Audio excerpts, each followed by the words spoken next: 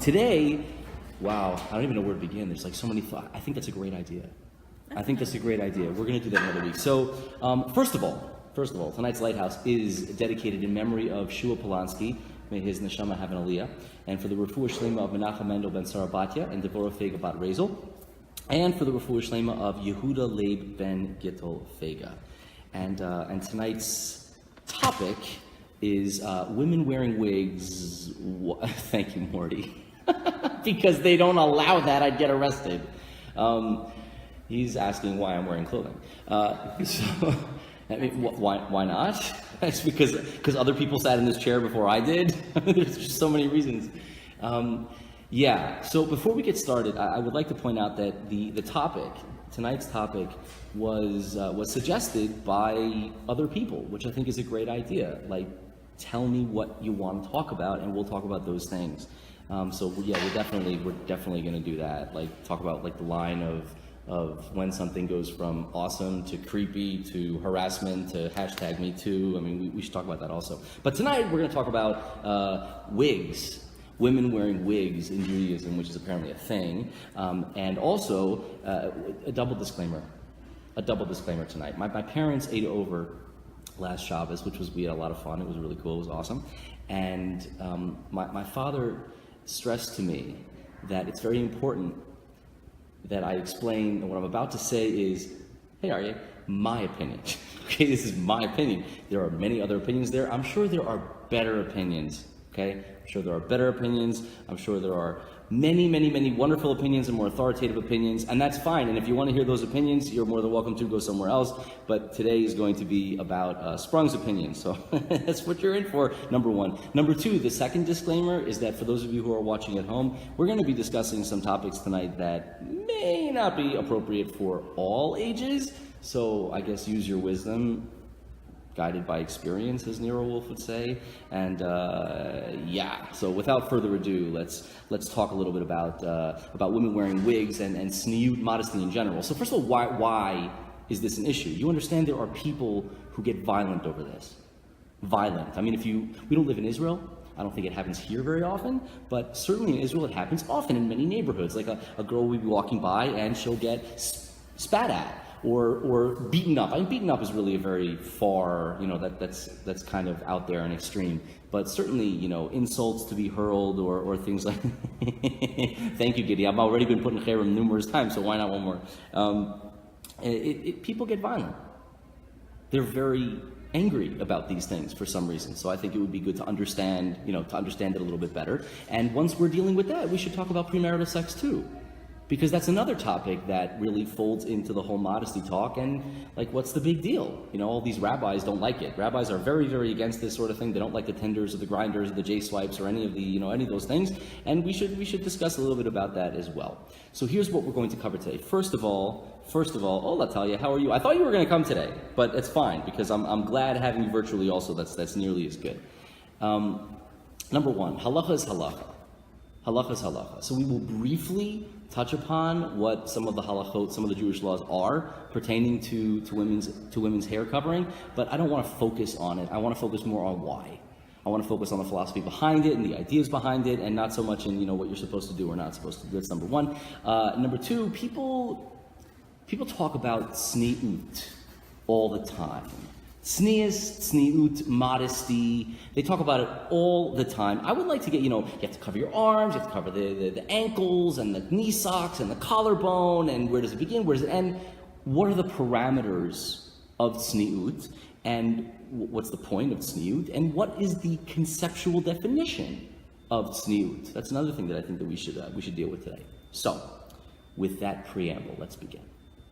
First things first, how much hair does a woman need to cover? All of it?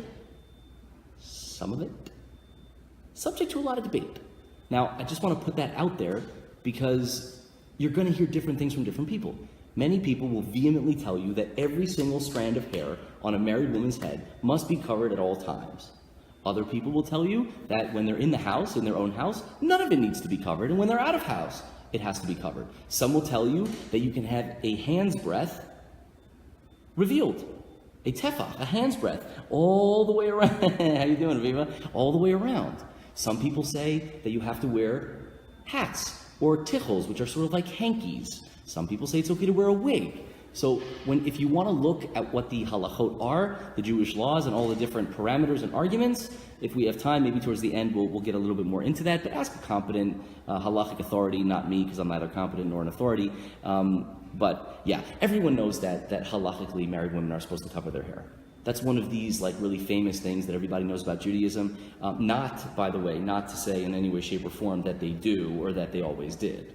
Right? Who are we fooling? First of all, they often didn't, depending upon where. And second of all, they often don't. They mostly don't. But that's okay. That's okay. We still know, we're also, it says that you're not supposed to say Lashon Hara. And yet I am very good at it. Really, I'm quite spectacular if I say so myself. I'm also supposed to be humble, but I'm so good at Lashon Hara that it's hard to be humble sometimes. Part of the discussion has to be that men made these rules. Men made the rules? Oh. I mean, that has to be the beginning part of this discussion. Is that the men made the rules? Well, why do you have to get so binary? That's probably true. Men or God or women or a group. The truth is, when it comes to laws that focus around women, oftentimes the women were the ones who brought upon themselves the ideas and the rules, and the men did not so much impose upon them as they said, "This is how we want to be." What's your proof on that? More sources than proof. I don't have proof, I have sources. So you find oftentimes that the Gemara will say something like, Benot Yisrael hichmiru al atzmam, that the women of Israel were stringent upon themselves. For example, by nida, menstruation laws. Why did they do this? I don't know. I've never been a Jewish woman, but I've known a few. And they feel the way they feel about things. Far be it usually from the Jewish men to kind of tell the Jewish women what to do, because good luck with that. But again, let's try to understand the mentalities behind it and the ideas behind these things. So what's the source? What's the primary source for married women covering their hairs in Judaism? Where does it come from? Where is it? Everybody knows, but why? Like, why? So the truth is, it's a Gemara in Sota. The Talmud in Sota says as follows. Well, first let's give a little bit of a background as to what a Sota is. A Sota is a woman, a married woman, whose husband thinks she is having an affair. He thinks that she's cheating on him. So he says to the woman, do not go behind closed doors with that guy. Okay, I see you looking at Billy Bob way too often, and no more going behind closed doors with, yes, that's true, Stu, very, very, very true. This is why, however, right? So if he tells her not to do that, and she does, in fact, go behind closed doors with Billy Bob, at that point, they bring her to the temple, and she is a sotah. And she has to drink this concoction of water mixed with dirt from inside the temple, mixed with a scroll, which is erased with God's name into the water. And if in fact she consummated the relationship with Billy Bob, she will explode. Yes, like Oompa Loompa style. Remember in the Willy Wonka when he eats the... What did he eat? No, wasn't that... But it was Veronica? No, it was Violet. And she gets big. Okay, so it's like that kind of a thing, except and she explodes. Now, as to whether or not this happened, didn't happen, you believe it, you don't believe it, I don't care. The idea, however, is this is what it says in the Torah. If you want to look it up, it's in Parshat Naso, which is the second portion in Numbers in Bamidbar, and you will find it there. The Torah, in fact, does say this. So in the Talmud, it says that one of the things that you do to this Sota woman in order to embarrass her because she did something that's a horrible thing, what do? You uncover her hair. Because the verse says, Upara et rosh ha'isha, that you shall uncover the hair of the woman, the head of the woman. Well, if you're uncovering her hair, michlal, we may infer, d'haita mechusa, that it was in fact covered. So the primary source for married women covering their hair in Judaism is in fact a verse dealing with a Sota woman in the book of Bamidbar, of Numbers. Okay, that's the source. So it is an inference. Assurance. It's what? It's kind of a negative assurance. Yes, it's an inference. Since it says you uncover her hair, that means it must in fact have been covered. Now, by the way, there is debate upon this halachically, because there are different ways that you can look at an inference, because the opposite of must uncover doesn't necessarily mean that it had to be covered. There are other ways to look at that. But that's the conventional wisdom on it, and that is the earliest source for it.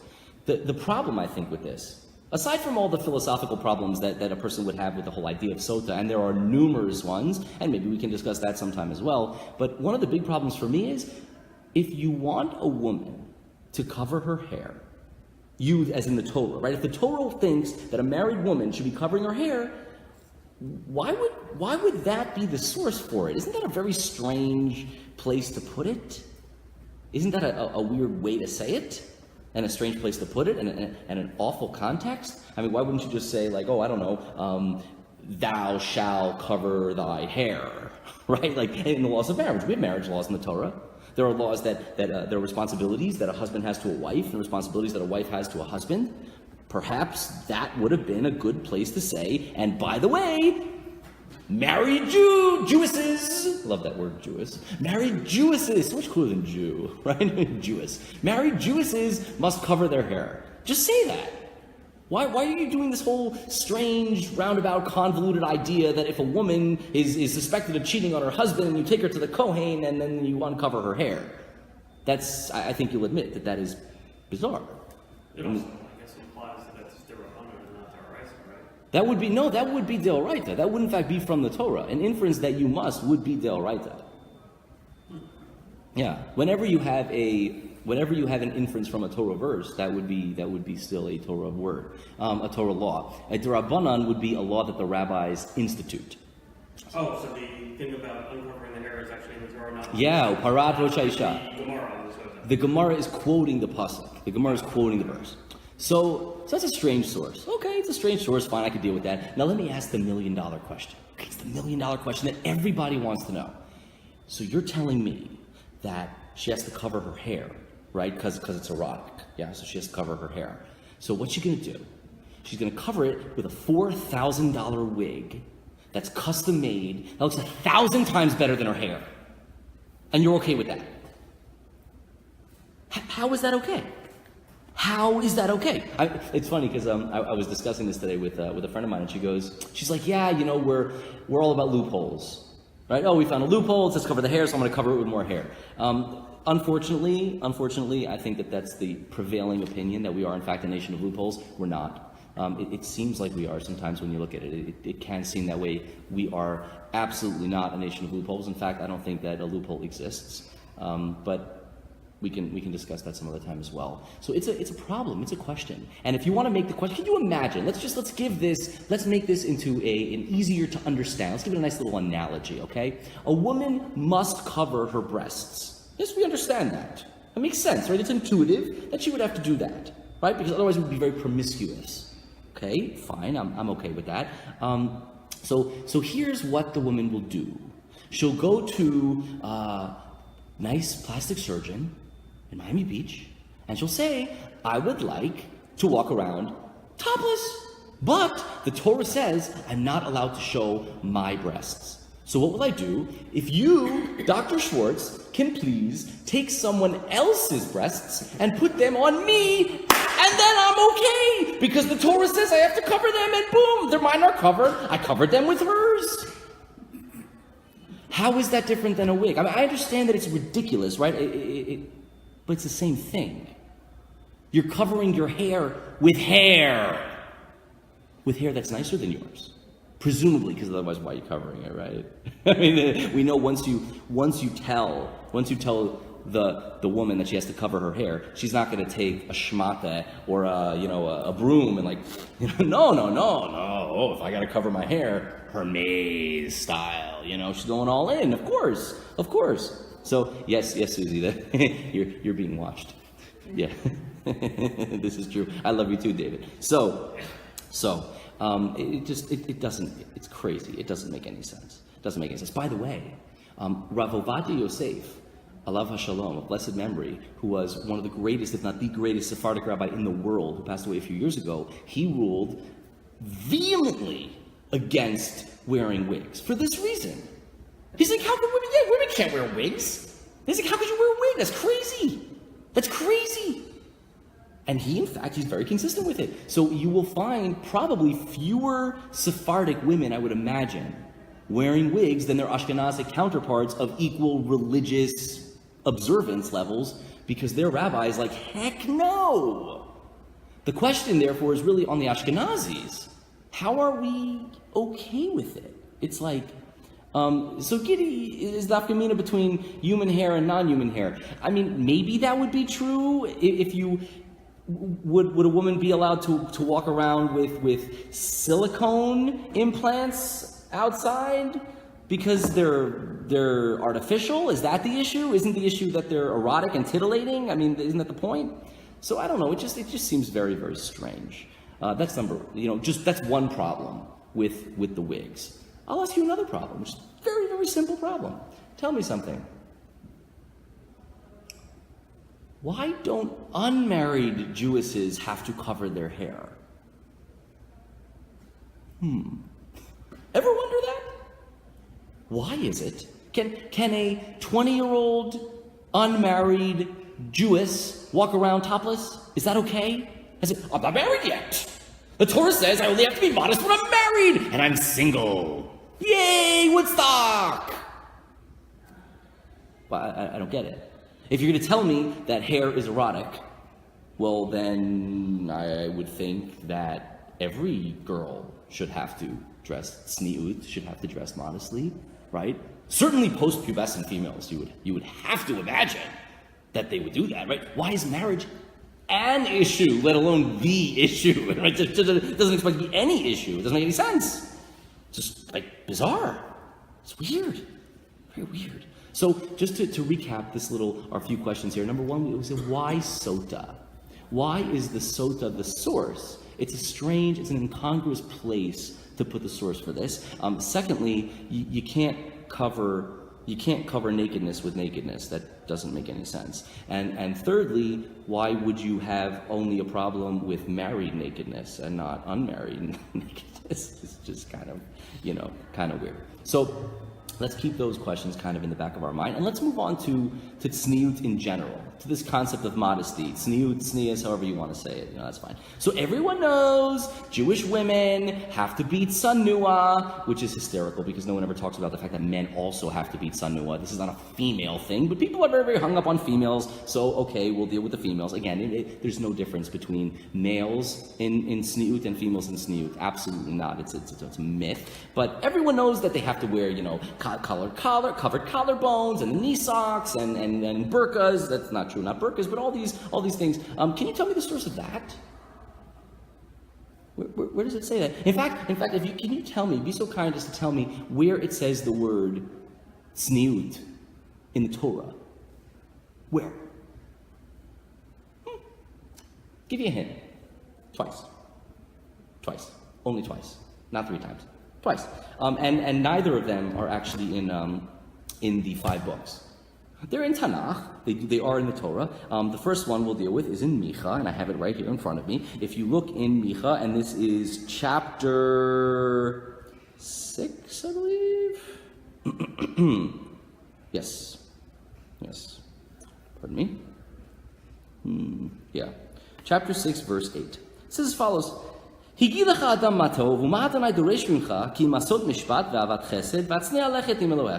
Which means, He has told you, God has told you, man, what is good. What does Hashem require of you but to do justice, to love kindness, and to walk humbly with your God? So Hatsnea lechet im Elohecha is translated, at least by the Art Scroll, as to walk humbly with God. Okay, does not seem to be much of a sexual reference. I don't know how you would, God he has X-ray vision anyway. I don't know if you knew that about him. He's like Superman, got his X-ray vision. So it's, okay, maybe that one. Maybe that one doesn't have so much to do with promiscuity. Let's go to the other one.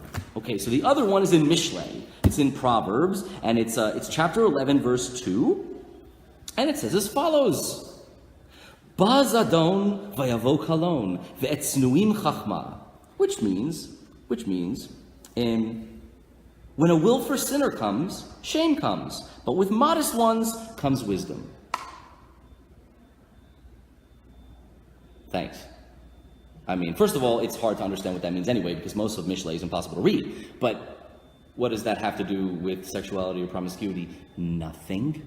Nothing. In fact, if you're looking at the context over here, it's talking about cheating in business. The previous verse is telling you that God hates people who have different sets of scales, who cheat in their weights and measures, who cheat on their Bitcoin applications. Very bad. It's muy malo. So really, like, neither one seems to have anything to do with modesty, the way that every local Beis Yaakov frames it. It just has nothing whatsoever to do with that. And modesty, we have a word for modesty in Hebrew. The word is anava, not tzniut. So tzniut probably doesn't mean modesty at all. Well, the Talmud talks about it.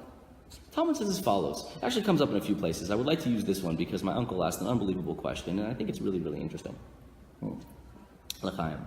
He says, Janie, only 1 cup of Diet Coke. The rest I got waters. Okay? Go. Water. Right here. Water. So, it says in the Talmud in Megillah that there were 3 people who were related. Each descended from the other. We start with Rachel. Rachel, the wife of Yaakov, one of the 4 mothers of our nation. And it says, since Rachel had tzniut, since she had this tzniut, this modesty, she merited that from her came Shaul, the first king of Israel, who was exceedingly modest. And since Shaul was so modest, like his ancestor Rachel, he merited that later on he would have a very, very modest descendant, Uncle Matas Kitty, a very modest descendant named Esther, the queen. She too was very modest, like her ancestor Shaul, who was very modest, like his ancestor Rachel. Tell me where you find that Rachel was very modest. Forget Esther. We're going to get to Esther in a minute. But how was Rachel very modest? Well, the Talmud says, you know how I know Rachel was modest? Because, see, Rachel got switched famously with her sister. Her father was a trickster, and her father wanted to marry off her older sister first. So he did a switcheroo in the middle of the night, and he gave Yaakov Leah instead of Rachel. But Rachel and Yaakov were very smart, and they knew that Pops was a cheater. So what did they do? They devised signs. They had, Morse code. They made a code because they knew that he would, try to pull a switcheroo. They would try to pull a switcheroo.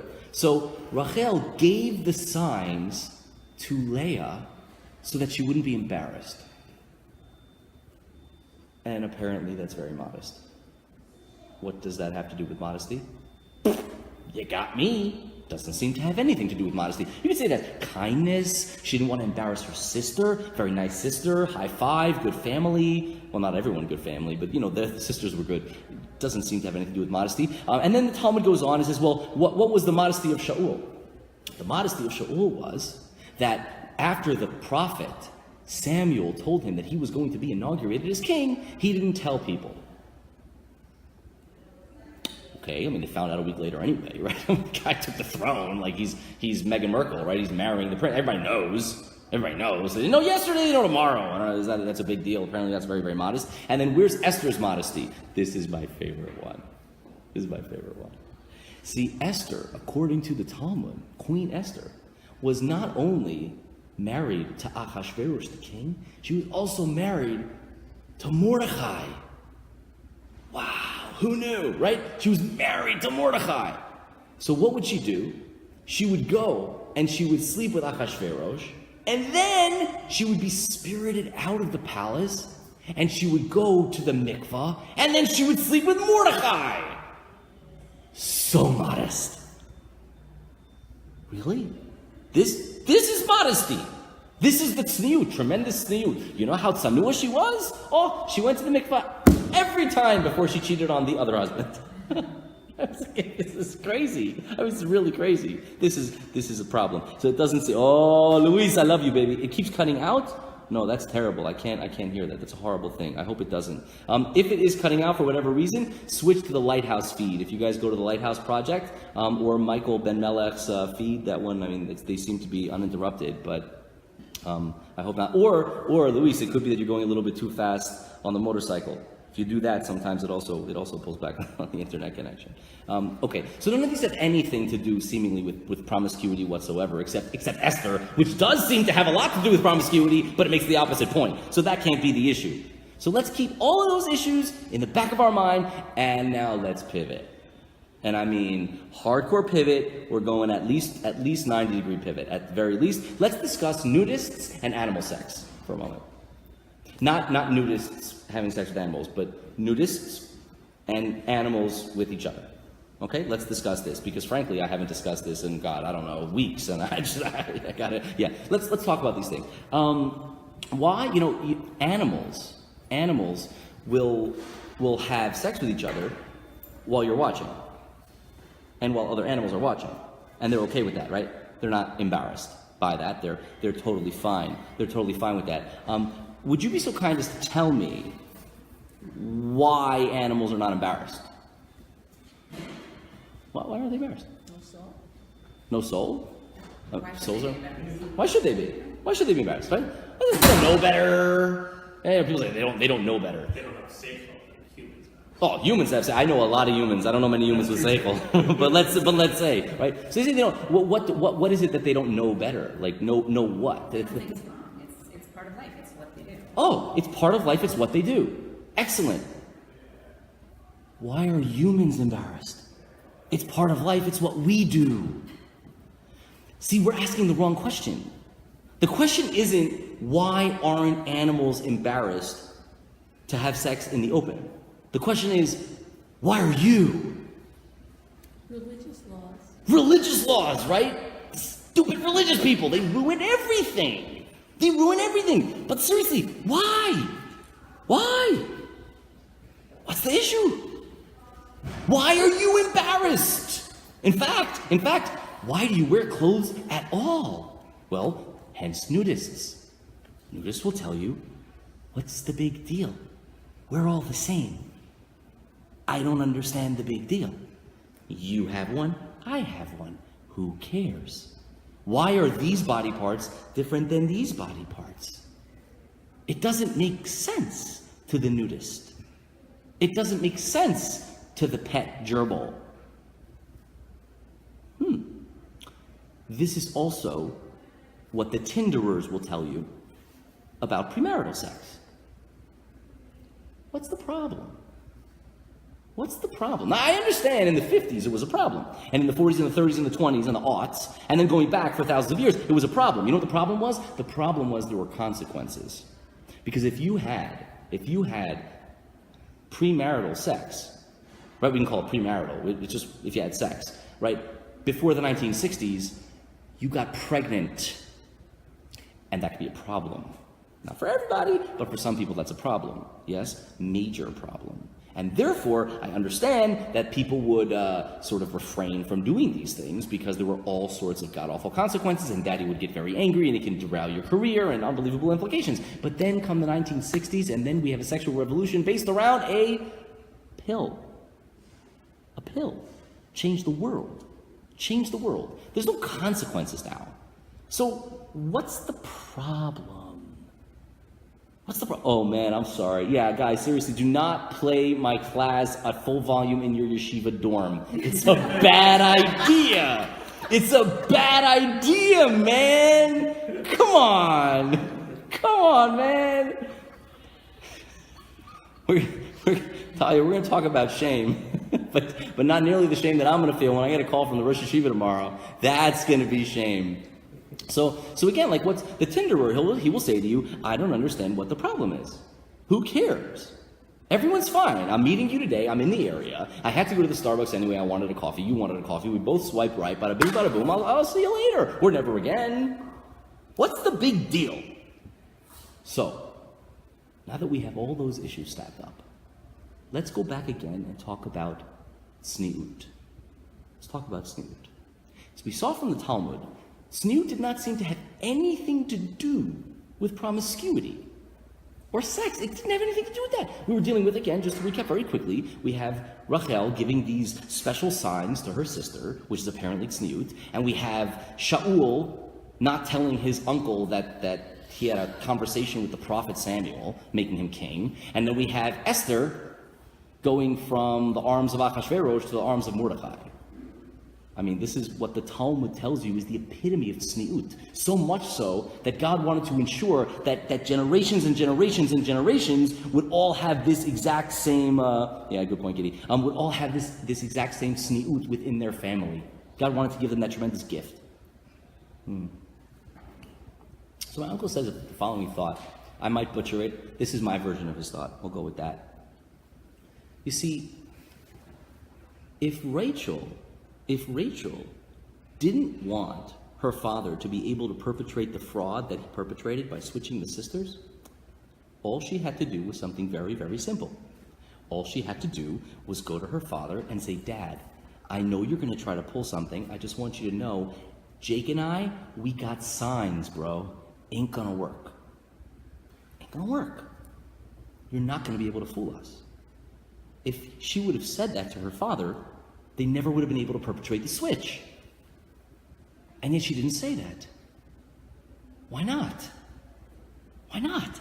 She could have spared herself, her sister, her husband, everyone so much heartache. Why not just say it? The answer is simple. Because it's intimate. The fact that she had special signs with the man that she loved and who loved her, that's not something you talk to other people about.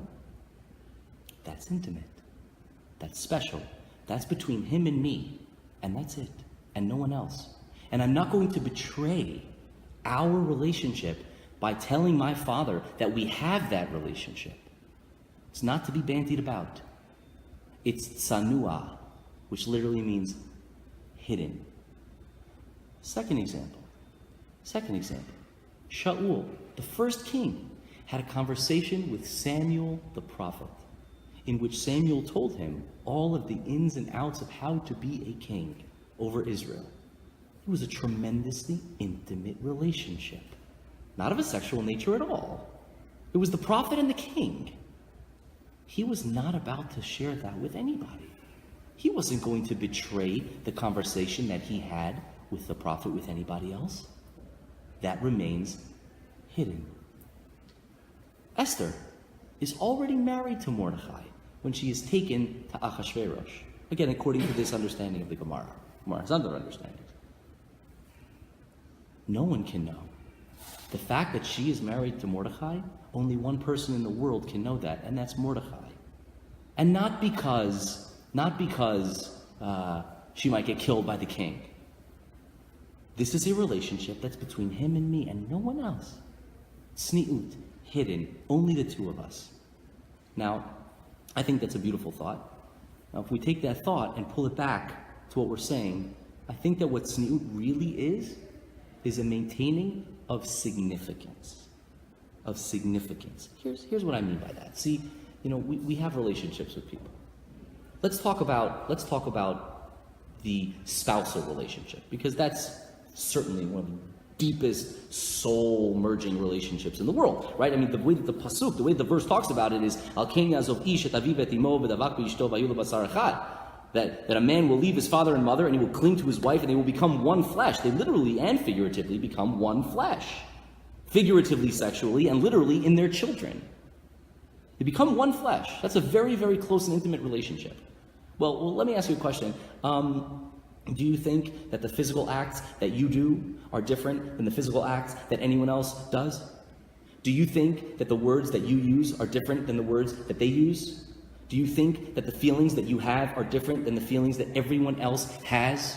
Do you understand that mechanically, what you do, the gerbil does? And maybe not as well. You know this. We all know this.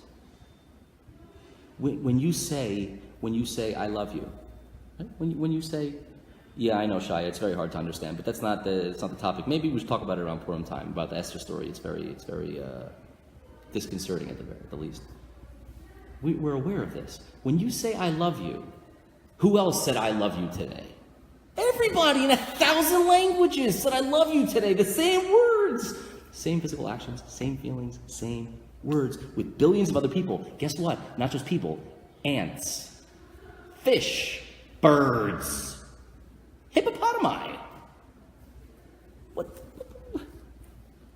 This is why all love stories are the same, right? In the movies, Hugh Grant made a career out of this. He's not a good actor, but it's mopey love stories. Why do they resonate? Because they're universal. The emotions are universal emotions, universal words, universal actions. That's why they speak to you. So what exactly is significant about your relationship? Nothing. And everything. It depends. If you maintain this relationship only in the context of this relationship, only in the context of this relationship, not for anybody else, it doesn't exist outside of this bubble, you make it significant. You imbue it with meaning, and you elevate it. What the nudists say, they're right. Everyone's got the same. Who cares? That's true. You can make it mechanical. And when you make it mechanical, who cares? They're right. The Tinderers are right. I like it. It feels good. Why should I go to the same masseuse every time? What's the big deal? They're right. They're absolutely right. If you make it mechanical, who cares? The cats also do it. Doesn't matter. Doesn't matter at all.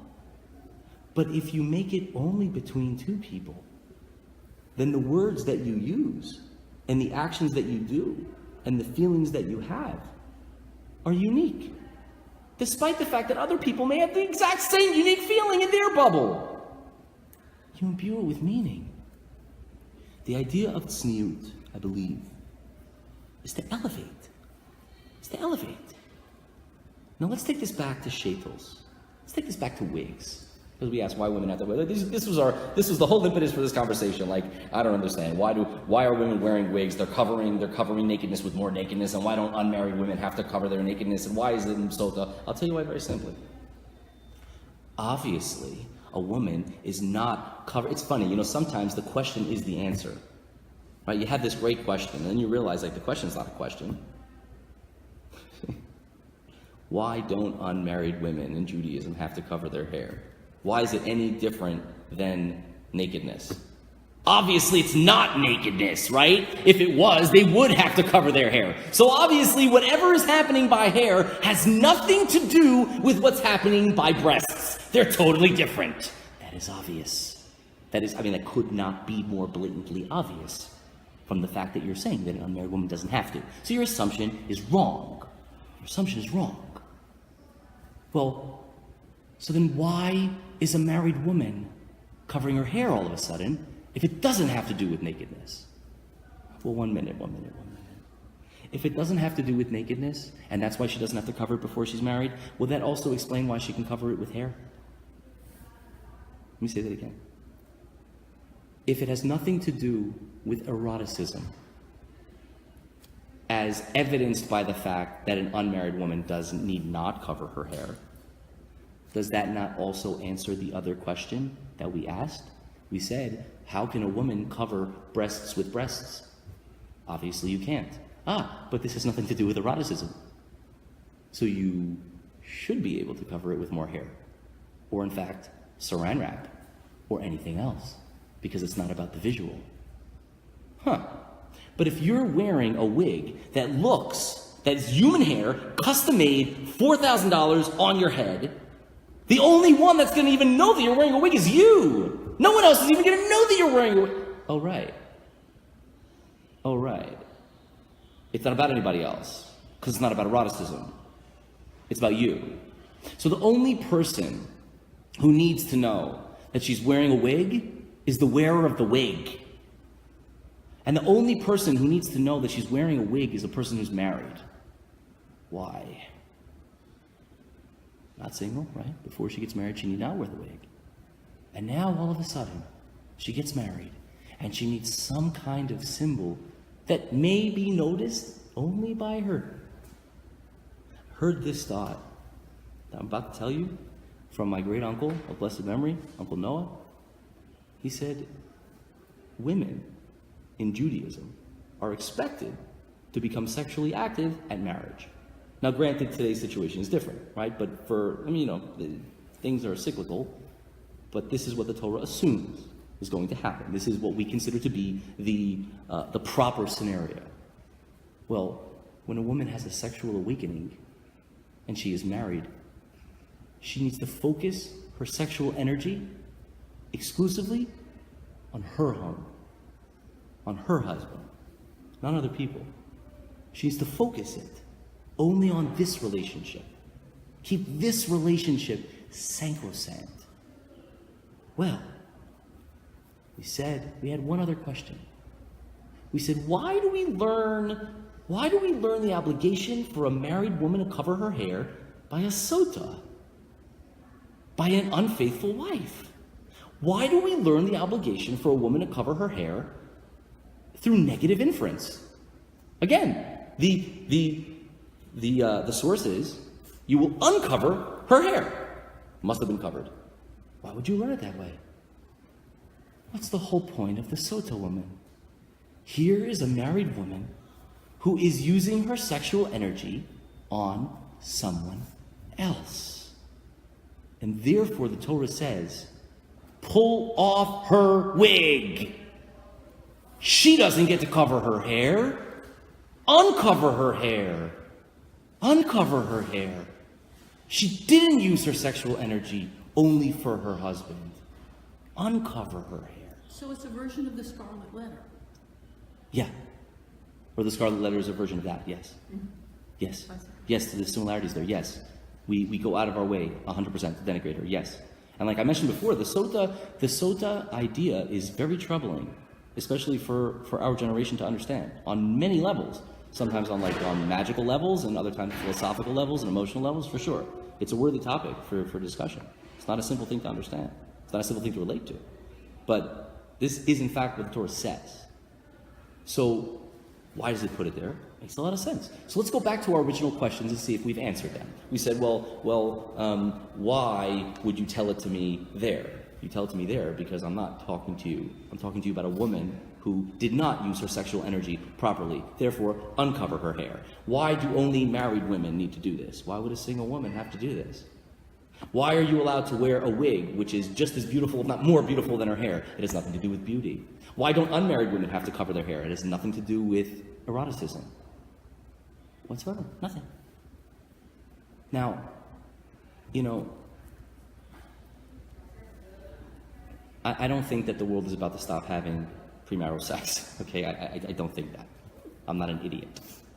However, what I will tell you, and this is to me obvious, it's not possible to have Tinder for 10 years, whatever the number is. You can't have random sex for 10 years and then get married and flip a switch where sex goes from being this to that. It doesn't work that way.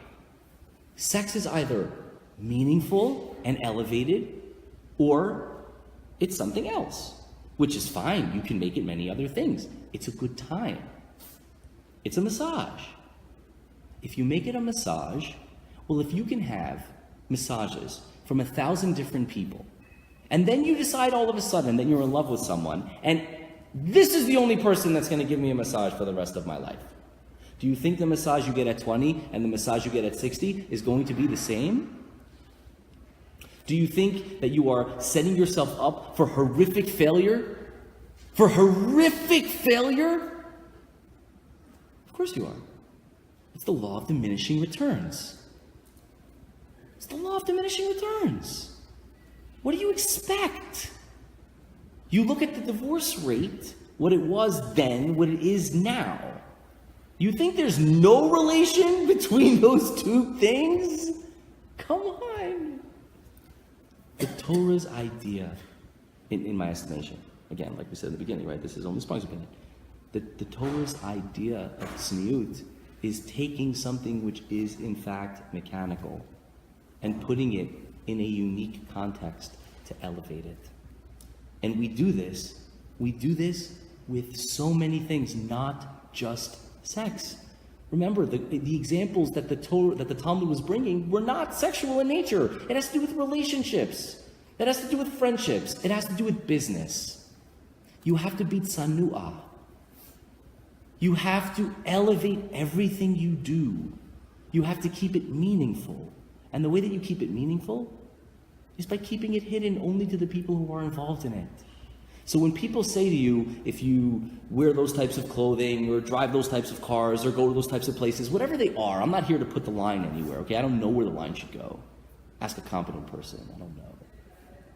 But at least I think this is a beginning as to the why. And I hope that this will brush away some of the dead wood that sort of convolutes and confuses the issue. And please let me know what you thought. Send me your hate mail in private messaging, please, so that other people won't have to know who the haters are. And if there's something else that you want to hear about, hit me up. And peace and love.